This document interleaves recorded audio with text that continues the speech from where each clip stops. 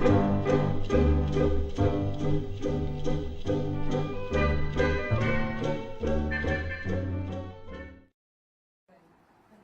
lovely.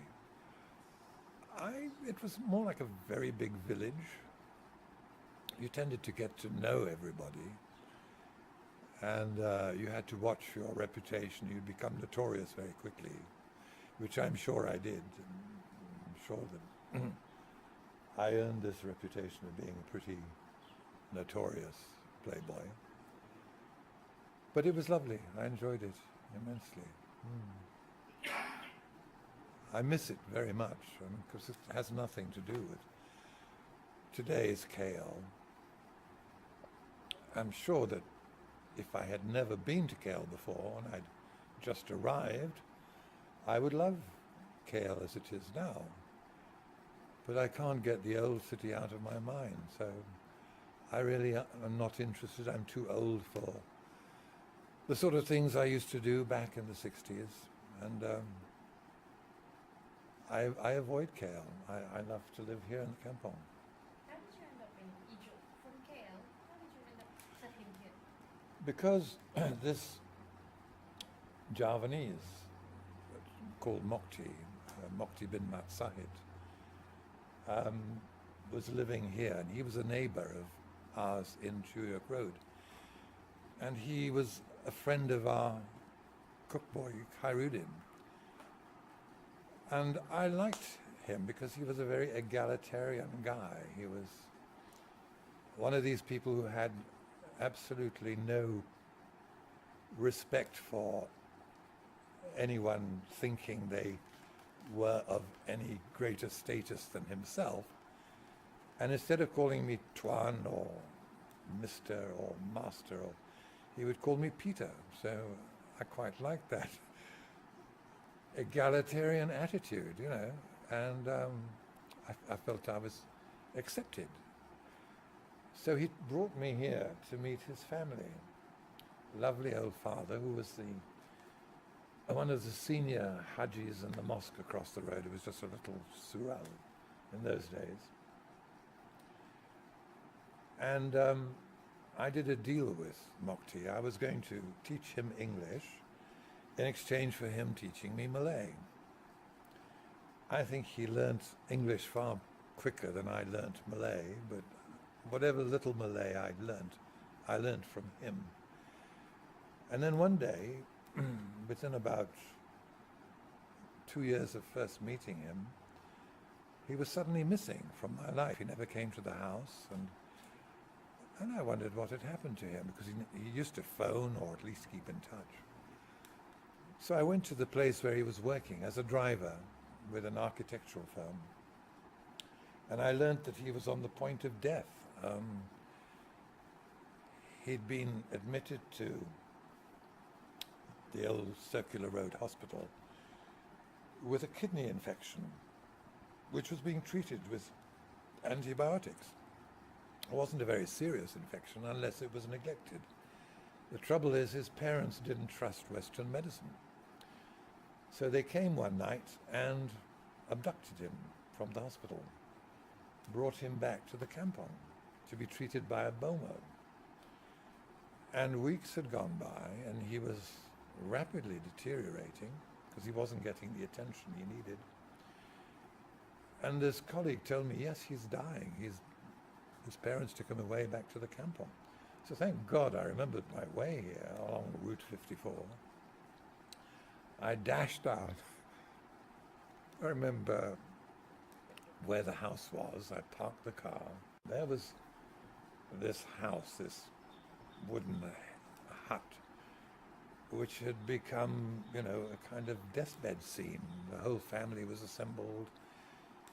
They were expecting him to die at any moment.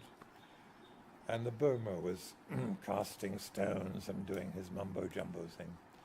And I was furious. I was just so angry.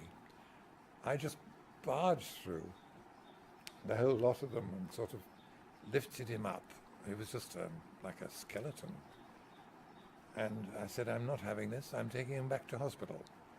So I marched out of the house through the rubber trees back to the car, followed by all of his family, wondering what the hell I was doing, including his parents and his wife.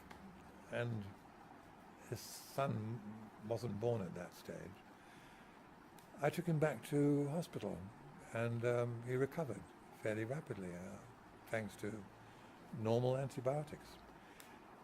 And the next time I came to the Kampong with Mokti, who was by then fit again, his father was so grateful to me for saving his son's life that he said, "Please look after my son for the rest of your life."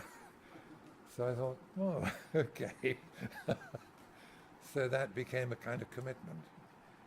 And when I went to Hong Kong in 1965, I took him and his wife and his 2 young kids with me. So we spent the next 45 years in Hong Kong, where he learned Cantonese much better than I did. His wife, Sarah, who still lives next door, went to work in a factory and enjoyed a degree of freedom she could never have enjoyed in the Kampong.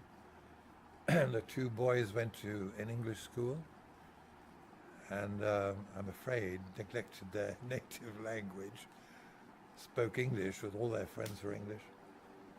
In fact, Mazdi's closest friend was an Israeli Jew from the island school. Mazdi went to his bar mitzvah ceremony in the synagogue in Hong Kong. It was that kind of place, very free and easy.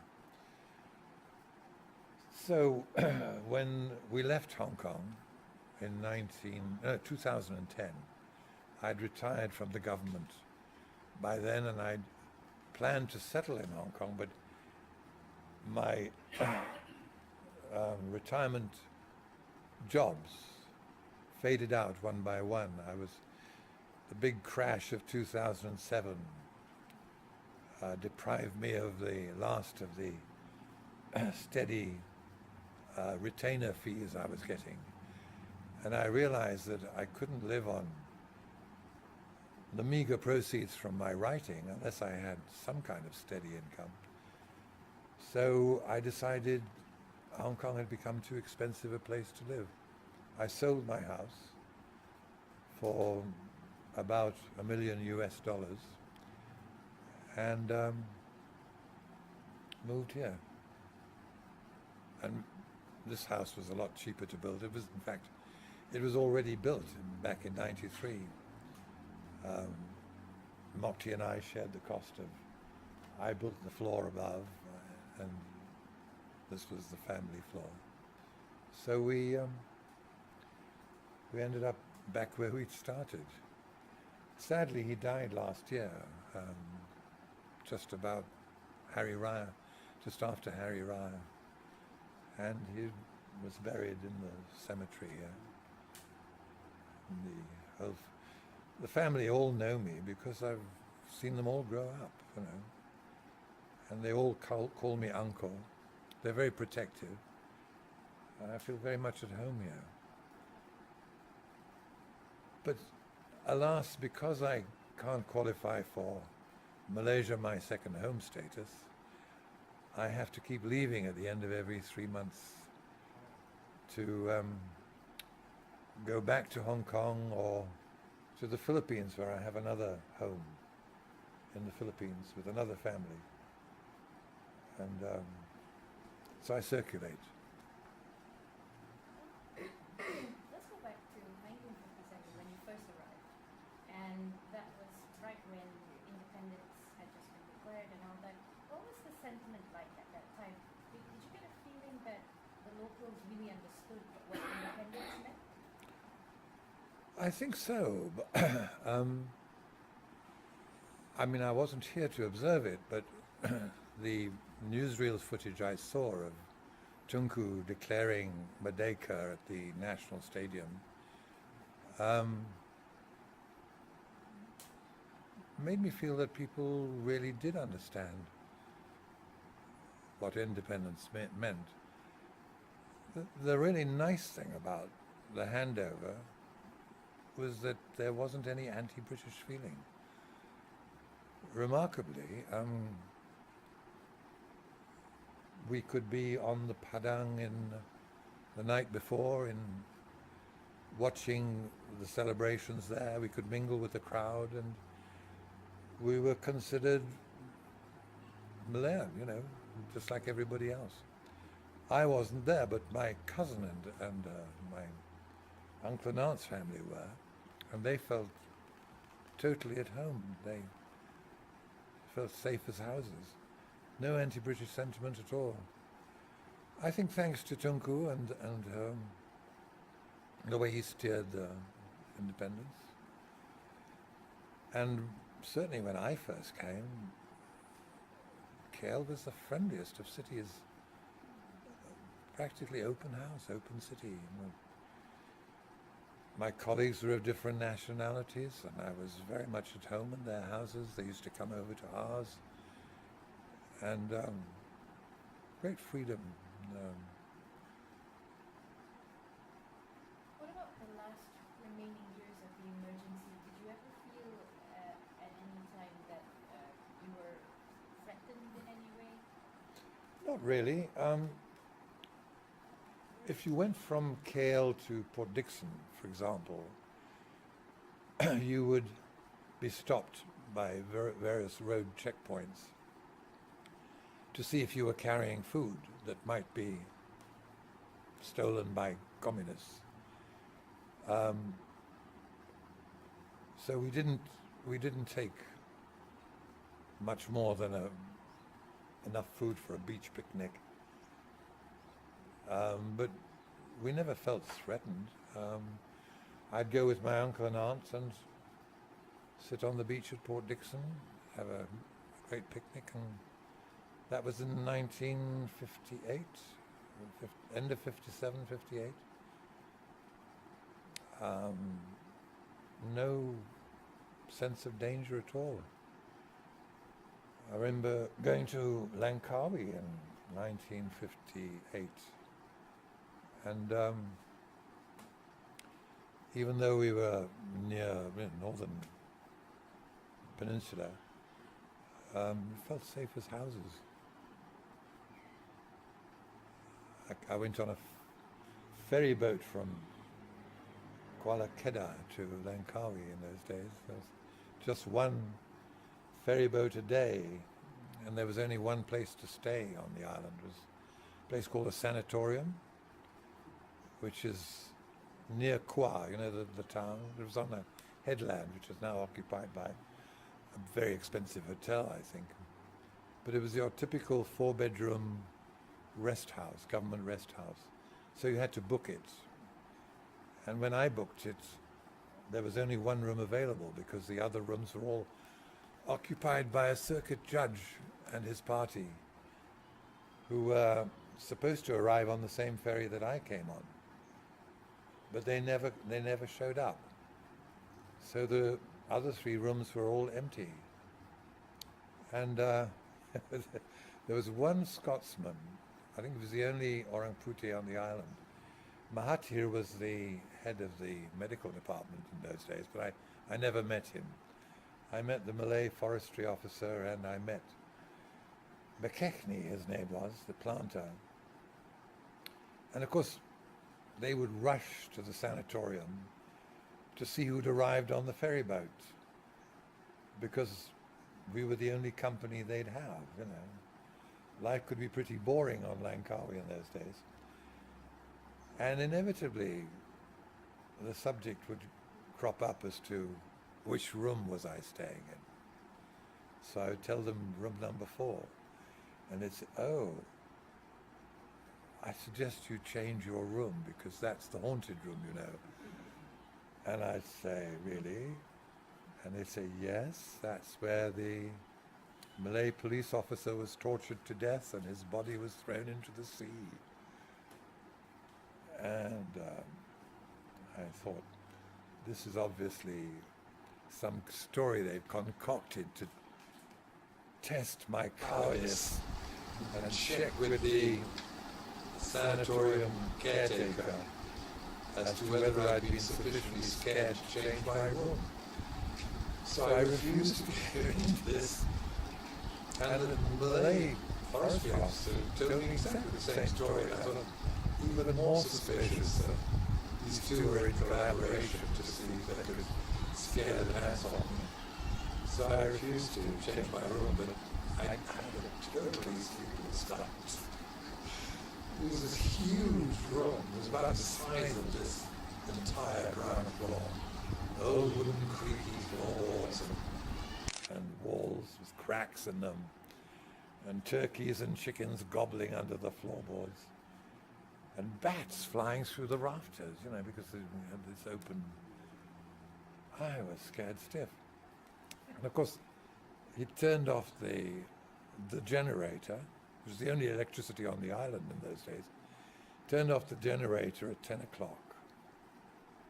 And after 10 o'clock, there was only a guttering oil lamp alongside my bed, which cast these fantastic shadows all over the room. And I could see shapes drifting in around me, and I thought, no, I can't stand this, because the mosquito net would make everything look strangely ghostly. So I'd switch off, I'd snuff out the oil lamp, and then I couldn't sleep because it was suffocatingly black, and I'd hear these noises approaching my bed. And then I swear to God, I actually saw this shape in the door frame. The story was that this Malay policeman had been found with a hand grenade in his possession, and nobody was supposed to carry anything, any arms in the Japanese days. So they tortured him to try and find out where he discovered this hand grenade. And they apparently flogged him to death in the spread-eagled in the doorway. And I stared at this doorway, and I swear I saw this shape. It was spread-eagled in the doorway. And I thought, I'm not going to give in to this. I'm sure it's my mind playing tricks with me. So I actually got out of bed and walked across to the doorway to prove that I was being deceived by my mind inventing this figure.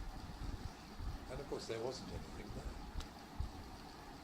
So either there wasn't a ghost in that room, or else if there was, I'm not psychically in tune. I'm not capable of seeing ghosts, because I didn't see a ghost that night, but it did keep me awake. Yeah, that was my Langkawi story. You went to a lot more exotic areas, more remote areas during your 8 years in Malaysia. Yes, I caught the Golden Blowpipe Express up to Koh Phu. When Malaysian Railway had just reopened the line, the first ever train to return on that route. It was an old steam locomotive. The train still runs, and I think it's still called the Golden Blowpipe. But they had to restore all the rails because the rails had been stolen by the Japanese for the Siam Death Railway. And it took quite a while to replace the tracks. But finally, in 1958, they were ready to open the railway again. And they invited me to travel the return journey from Muar, I think, in Johor, up to Koh Phu. Where was that? Kluang. Kluang, was it? Yes. There's no station anymore. Right. Kluang, that's right. In central Johor, more or less. Yeah. And I had a first-class return ticket. I travelled with the engine driver on foot plate, Mr. Lim, his name was. Lovely Chinese guy. It was called the express train, but he was so willing to be helpful that every time I took an interest in the passing scenery, he would slow down and enable me to take photographs. And at one point, when we were alongside the Pahang River, there was a particularly nice stretch of scenery I wanted to photograph, so he brought the train to a halt, and then of course immediately everybody gets out, and goes off into the bushes and starts peeing, and and then he gets a job mustering them all back again to continue the journey. That's fun. So what was the scene over there? Or when they had to stop? Or when you stopped the train? It was a lovely stretch of river. A river. Yeah, the Pahang River. In those days, of course, it was very much more jungle than it is Yeah. now. You hardly ever saw a wild park. In fact, when I was in Kuala Lumpur's rest house, I happened to coincide with Tun Razak, our present being's farmer, who was staying there on one of his tours of inspection with his little red book, the rural development scheme. And since we were the only guests, aside from his personal assistant, we had dinner together, and I remember telling him that I was a little bit alarmed about the deforestation of Malaya that was being caused by the opening up of all these development schemes. And he assured me that the forest would take care of itself, it would regrow, and Malaysia would never lose its green cover. But of course that wasn't true. I mean, what happened was that instead of the forests, the trees were replaced with oil palm, which to me poisoned the landscape. I mean, they're pernicious plants. This was what year? This was 1962, 63. He was still Deputy Prime Minister in those days. His great mission was the Rural Development Scheme, and I give him credit for the fact that that helped to bring the emergency to an end, giving people their own land, the communists had no real reason to carry on the struggle. In fact, I gather from Chin Peng, from his own writing much later, that he went to Beijing to try and persuade Deng Xiaoping there was no point in carrying on the fight. But stupidly, in my opinion, Deng Xiaoping said, no, we must continue fighting. We must cause the last anti-communist strongholds to tumble, until communism has spread throughout Southeast Asia. And it never happened, of course. So he went back into the jungle and continued this ridiculous losing fight. You moved to Vietnam. Yeah, an interesting Robert Thompson, who arranged for me to go into the Betong salient with the troops. He was engaged by the Americans to advise them on the same kind of policies that had won the fight against communism in Malaya. But of course it didn't work in Vietnam, because there you were dealing not with a minority group, but with Vietnamese, when you couldn't identify which was pro-Ho Chi Minh and which was pro the government. And of course you had the Ho Chi Minh Trail down the spine of the country, so they could continue to supply their Viet Cong anytime they wanted. And you couldn't win against those odds. But it took the Americans years to realize this. Many more lives lost, very, very sad. Yeah. So you correctly predicted that when they declared the war against communism was an end here in Malaysia, that it wasn't exactly the end.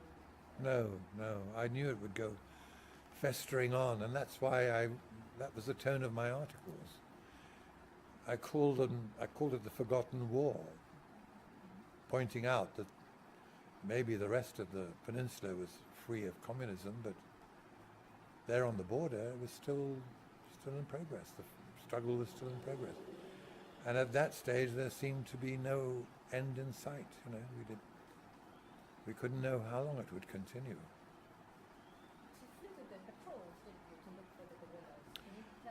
Um, I went up in an Oster aircraft, an observation aircraft, to look for terrorist camps in the jungle, and we did find one. They were always very skillfully screened. But the trouble was looking through this forest canopy and seeing glimpses of thatched hut, you couldn't be certain that the camp was still occupied. It might have been an abandoned base, you know. So you were calling in coordinates for bombers to come and strafe these camps, and often they were strafing empty camps. Yeah. Do you have any other fond memories over the 8 years? And besides, just the writing of the articles, all the adventure that you mentioned? Lots of anecdotes, basically, about the people who lived here and personalities I met. Going to the Clangates Reservoir, which in those days was the first natural reservoir to supply KL. I gather it's now part of a much bigger scheme. But in those days, it was right across the trail of an elephant track, because it was a fairly narrow valley that went where they dammed up put the reservoir down. And the caretakers, the Indian caretakers who looked after the place at night when the contractor's team had withdrawn, would have to be holed up in their hut because the elephants were wreaking their revenge on the overturning cement mixers and causing as much chaos as possible, because they were very angry at having their old route being closed to them, you know. I remember I was with, I've forgotten the name of the Minister of Works, lovely guy, and we went up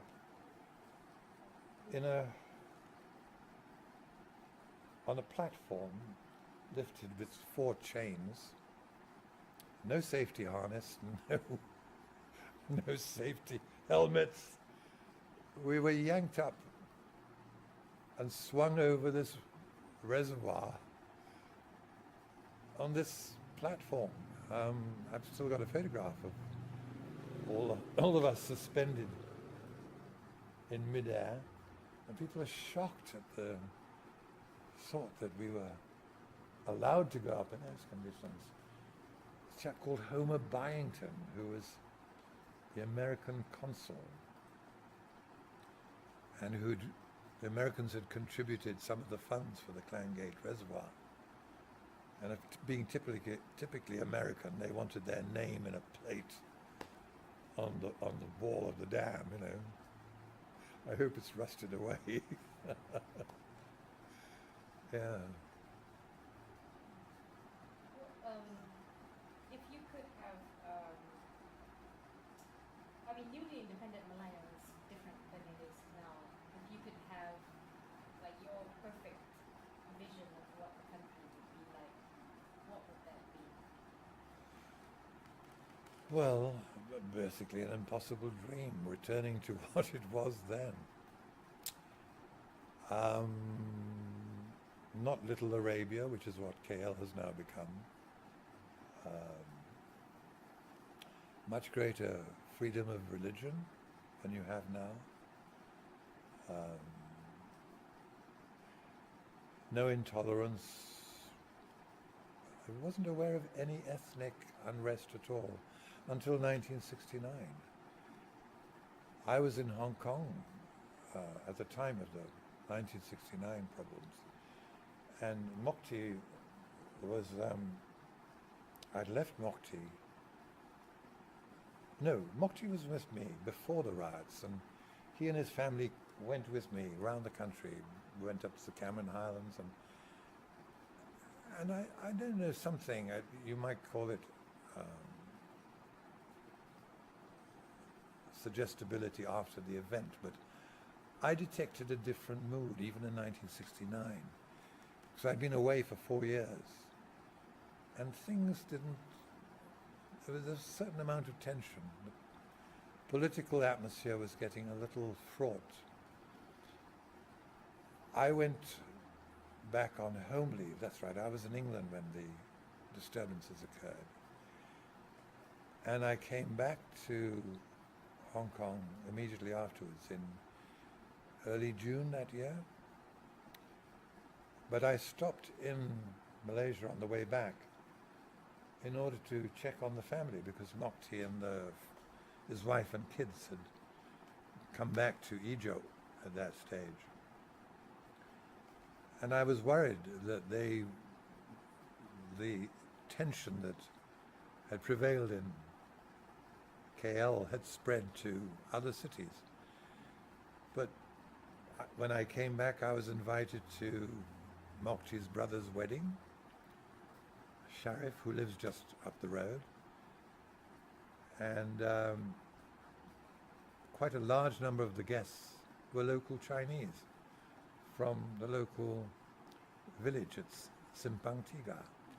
So here it was as if nothing had happened, you know. There was no tension at all. And it's still like that, thank God, you know. There's still a free and easy attitude here. I wish we could return to those days. Don't see much hope of it happening politically. It would take a strong man to somebody with real charisma and leadership, and I don't see that I don't see that person waiting in the wings, sadly. Oddly enough, in the Philippines, where I shall be when the next presidential elections occur, I think in April, I'll be in the Philippines. Which presidential elections? Philippine presidential elections, when Noynoy Aquino has to stand down. The front runner is a guy called Duterte, and he has an immense following. He's so popular that he's got at least twice the following of any other candidate for the elections. And he's the mayor of Davao in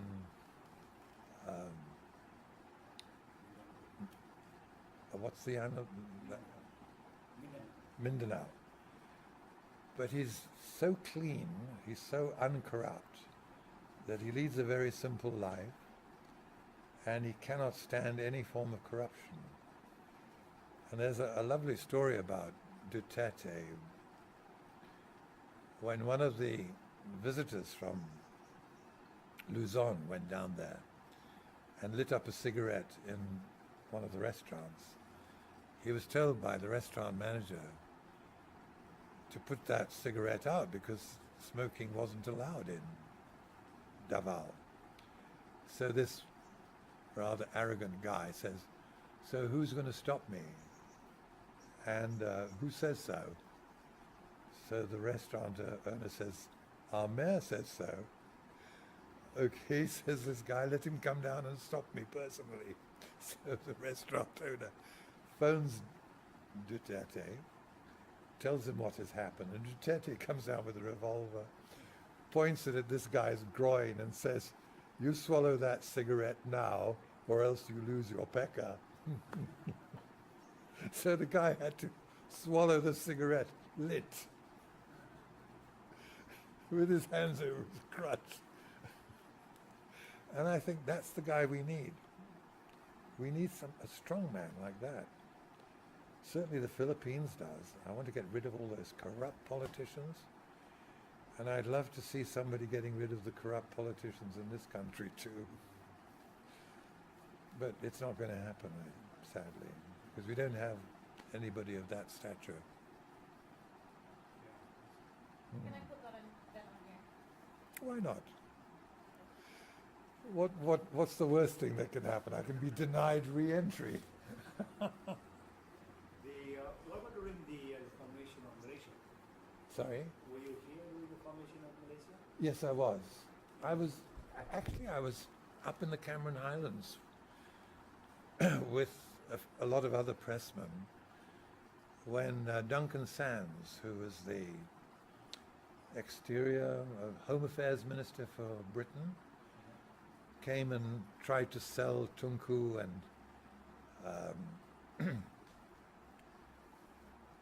the Sultan of Brunei and our Prime Minister of Singapore, how can I forget his name? Lee Kuan Yew, tried to sell them the idea of stitching together this weird collection of territories which had absolutely nothing in common, on the grounds that it could form a greater Malaysia. And they all went for this, hook, line and sinker. I thought it was a ridiculous idea. And quite rightly, Sukarno understood it was an anti-Sukarno idea, you know.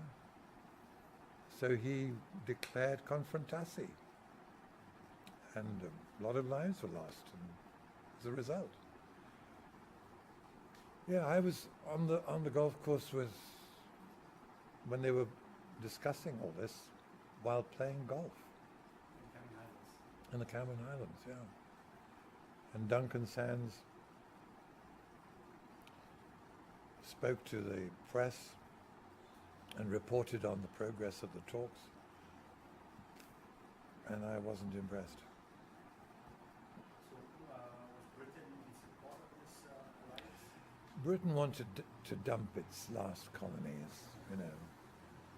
It had become a bit of an embarrassment for Britain. America, which is jealous of British territories all along, having only had one in the Philippines.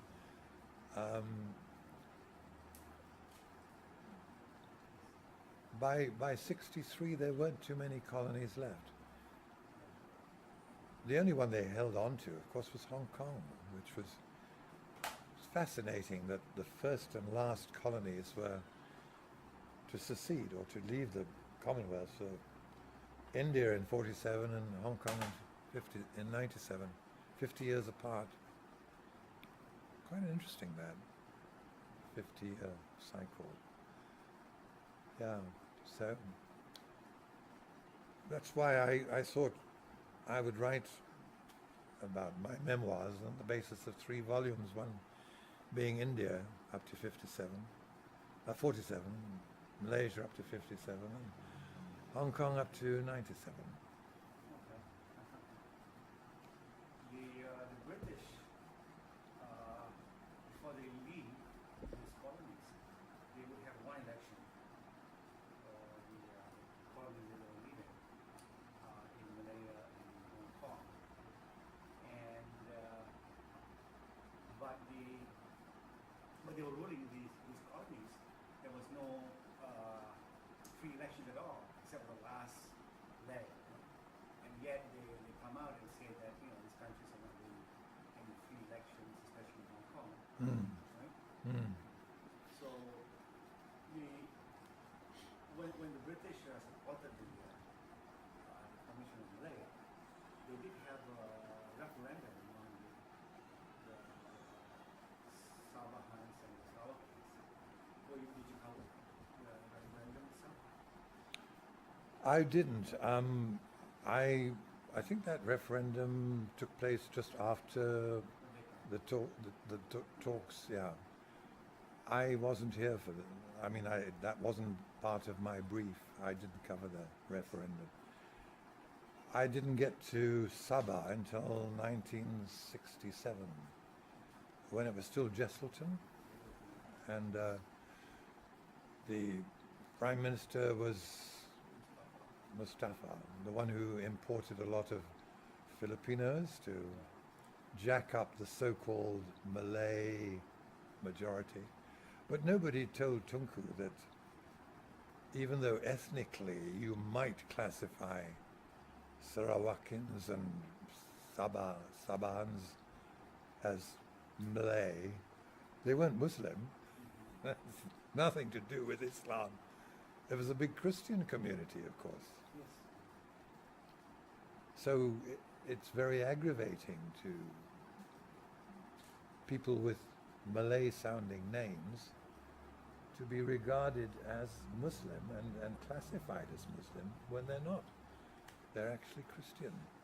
But they are ethnically based, some of them, I mean, especially Ethnically, yes. Philippines and around Yeah. Brunei. But a lot of the Filipinos in Sabah are Christians Yeah, themselves. they're Christian. Yeah. Christian based. Yeah, Yeah. yeah. Okay, so you did not cover that, but you mentioned earlier the confrontation. So how was the feeling among the Malays? Funny you should say that, because Mokti and I went up from this kampong to Sabak Bernam. And you know that whole coastal strip is largely Javanese, right? And I remember when we got to Sabak Bernam, I was chatting with the people we met there. And I asked them what would happen if an Indonesian paratrooper dropped over this town. Would you take him prisoner and hand him over to the military? And said, no, of course not. He's our brother. Yes, no. He's one of us. Why would we want to surrender him to the military? So I got the impression that loyalties were very divided, actually, certainly along the West Coast. I subsequently, in Hong Kong, I met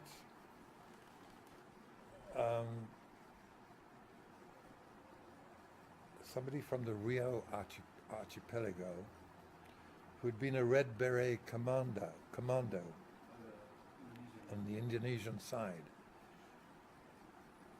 And he had taken part in one of those drops. In his case, he realized that the Hercules aircraft they were flying in was heading off course. The pilot was scared stiff of running into anti-aircraft fire over the Malacca Straits. So he was heading for Kalimantan on the wrong course entirely from Jakarta. You know, he was going northeast instead of northwest. So this guy, I've forgotten his name now, he had a Christian name, let's call him Danny, forced his way into the cockpit and held a pistol against the pilot's head. The military pilot. Yeah, and said, turn this aircraft round right now, put us back on the course to Johor, where they were supposed to be dropping, somewhere near Batu Pahat, as I recall, or I'll kill you. And this pilot had to do that. So he parachuted along with a few others over Johor, but they got separated. They didn't land in a cluster, they were scattered, which of course subsequently made it very easy to pick them off. And Danny ended up with a contact on the coast who he'd been told would help him. But he realized this guy was a double agent who was actually going to hand him over to the police. So Danny shot him, but subsequently got captured and went to prison in Changi, where they were holding some of these Indonesian infiltrators.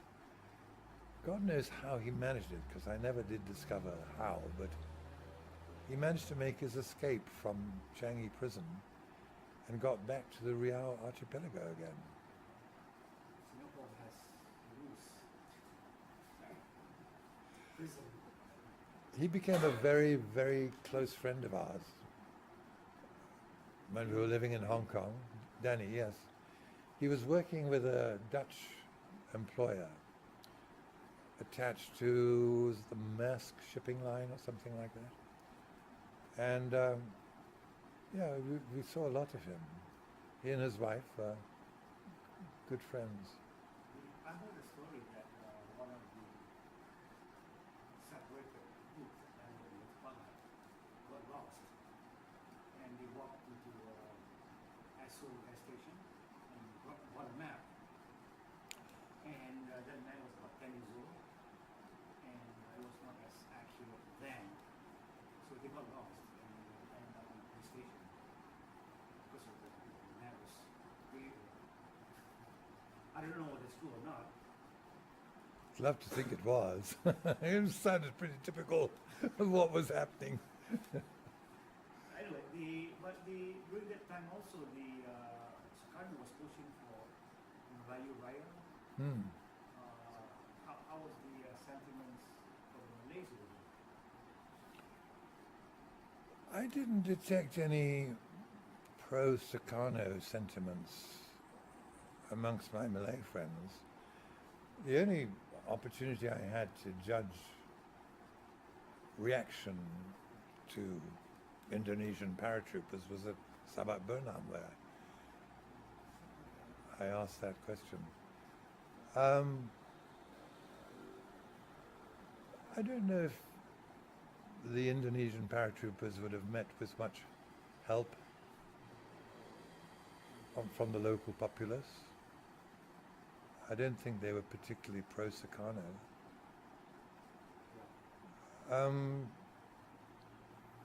They'd accepted the idea of Merdeka, as far as I could tell. It was a fait accompli.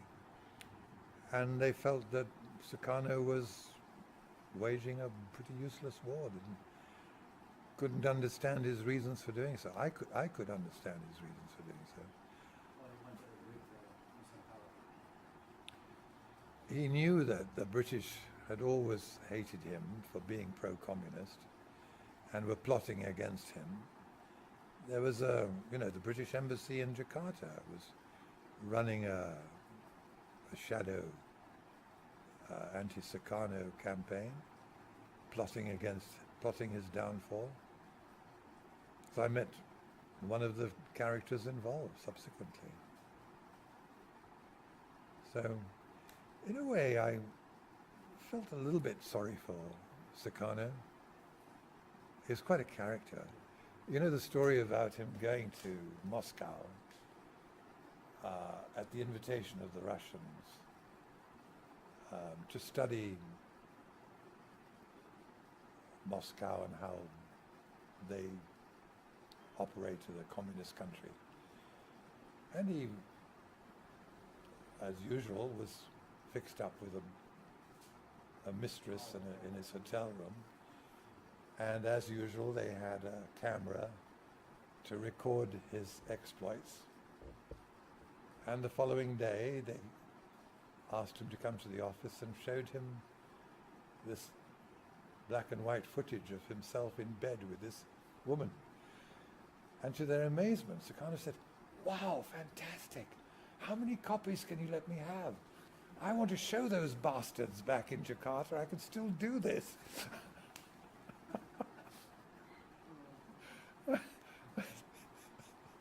That's typical of Sukarno. Okay, last question, about your time. The separation of Singapore from Malaysia.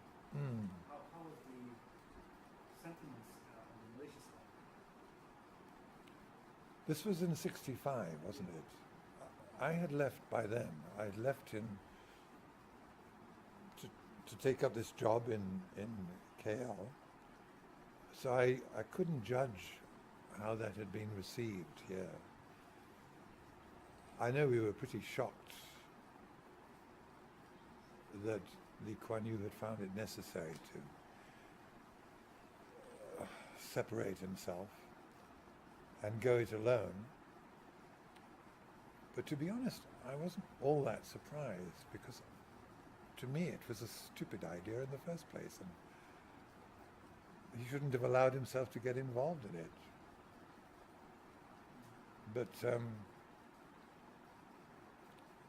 yeah, I can't speak for the attitude back here. I admire what he did with Singapore, absolutely fantastic. But very draconian measures, you know. One thing I could not forgive him for was his intolerance of any opposition. He felt so stupidly insecure. Why? I can't understand.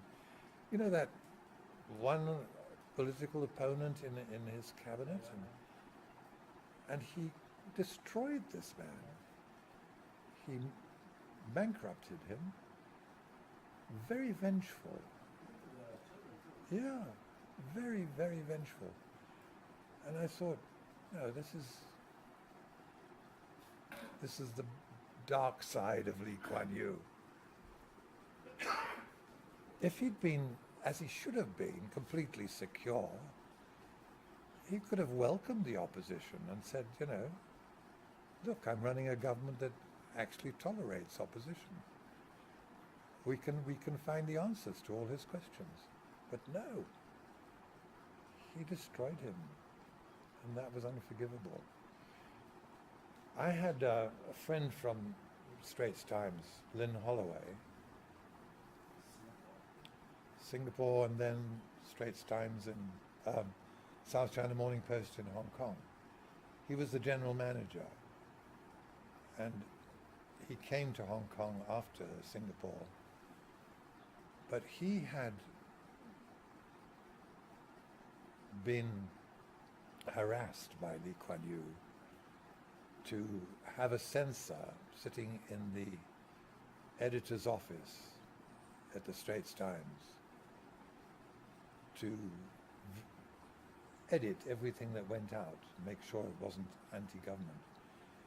And Lin said, no, I'm not having that. I will resign. I will